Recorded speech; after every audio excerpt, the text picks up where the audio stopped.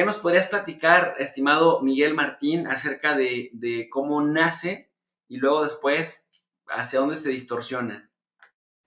Pues sí, fíjate que se trata más bien de un culto, pues, muy antiguo, previo incluso al Imperio Romano, eran cultos antiguos de Europa y de Asia, en donde, pues, como sabemos nosotros, incluso, pues, lo conocerás dentro de este orden de, digamos, de las relaciones internacionales, pues, que prácticamente ha dominado la cultura del norte, ¿no? La cultura del hemisferio norte, incluso, pues, lo destacaba así, a manera de crítica, pues en un poema Mario Benedetti, en un poema que se llama El sur también existe, donde pues básicamente planteaba una hegemonía por parte de todas las culturas que se han gestado en el hemisferio norte. Entonces, pues digamos, esto lo digo porque en el hemisferio norte, pues en este momento es otoño. Y esto tiene que ver pues con las cosechas, tiene que ver entonces con que durante el año, pues hacia la siembra, se esperaban las lluvias y entonces, pues, evidentemente, pues estamos hablando de que todo esto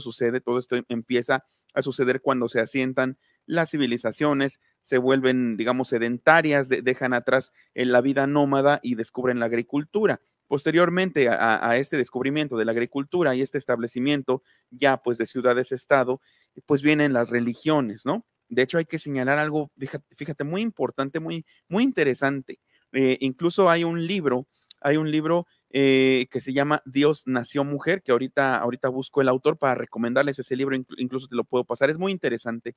porque los cultos primigenios, los primeros dioses, aparte de ser los elementos, digamos, el panteón de los dioses de las culturas primigenias, por ejemplo, las culturas de Mesopotamia, las primeras culturas de los fenicios, incluso de Japón, de China, de todas estas culturas que siguen siendo animistas y también aquí sobre todo en los pueblos de América, digamos, estas culturas originarias, pues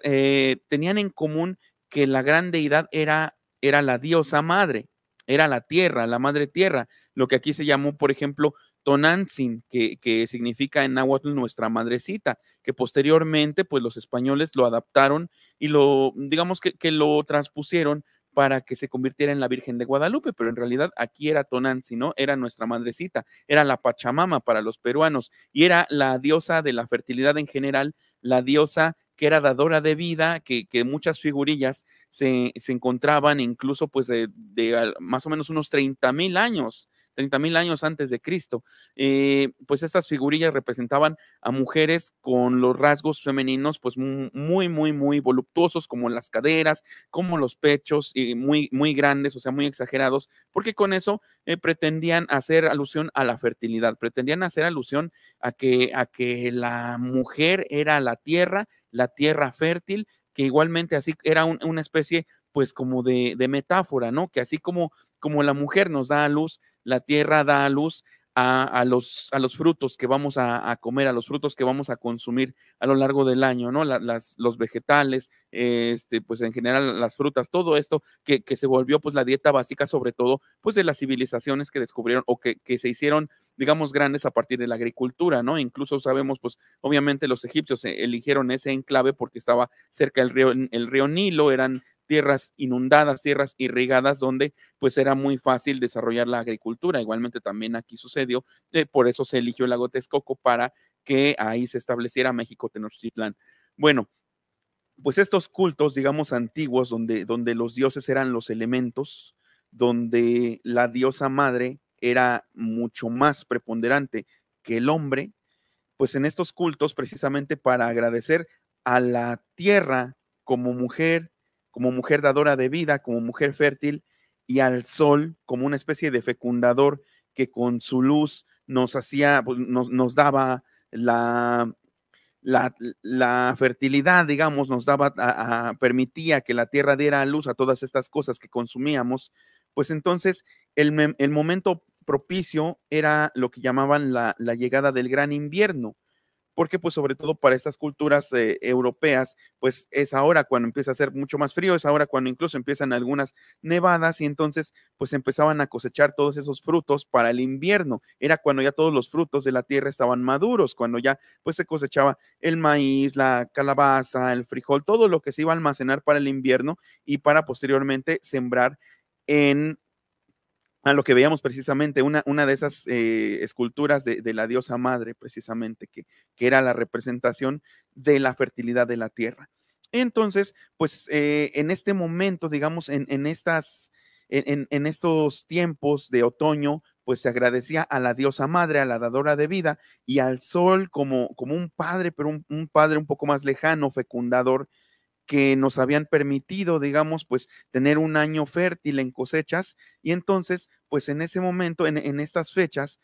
a finales de octubre, principios de noviembre, pues era lo que aprovechaban las personas, la época que aprovechaban las personas, pues para rendir culto y agradecimiento a estos dioses a base de precisamente ofrendas, no ofrendas como la del el Día de Muertos que tenemos actualmente, sino otro tipo de ofrendas que en general se disponían a manera como de círculo, como de rotonda, y se hacían hogueras, porque estas hogueras que se prendían en esas noches, pues simbolizaban que era darle fuerza al sol, era que el sol, digamos que se iba a dormir, entre comillas, porque venía el gran invierno, donde el sol pierde fuerza, iba a recuperarse en un sueño reparador, y entonces, pues estas hogueras eran como para dotarlo de esa energía para que volviera triunfante después en la primavera y para que otra vez el ciclo se renovara, ¿no? Todo esto era una renovación de ciclos. En los ciclos de la Tierra, digamos, que se iban renovando, se iban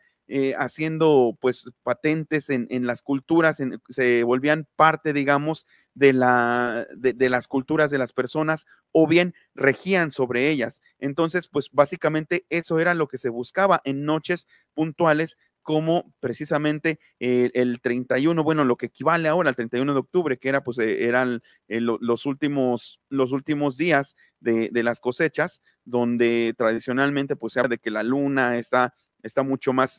plena, digamos, en cuanto a la luna llena, que es una luna muy potente, que de hecho, pues, se ha retratado en muchas manifestaciones culturales, como por ejemplo, pues, en la canción de Harvest Moon, muy linda canción, Harvest Moon, luna de la cosecha o luna de otoño, que es del canadiense Neil Young. Entonces, pues en los ambientes, digamos, europeos, en los ambientes incluso pues de religión protestante, todavía se ha conservado esta fiesta pagana, esta fiesta que la iglesia comenzó a considerar pagana, pero que son cultos muy antiguos que tenían que ver con el agradecimiento a la tierra y al sol, como que despedir al sol y darle ese agradecimiento a la tierra con hogueras, con bailes, con cánticos, con algunos otros rituales los cuales todos giraban en torno a la cosecha y a todas estas viandas que nos había dado la tierra como fruto.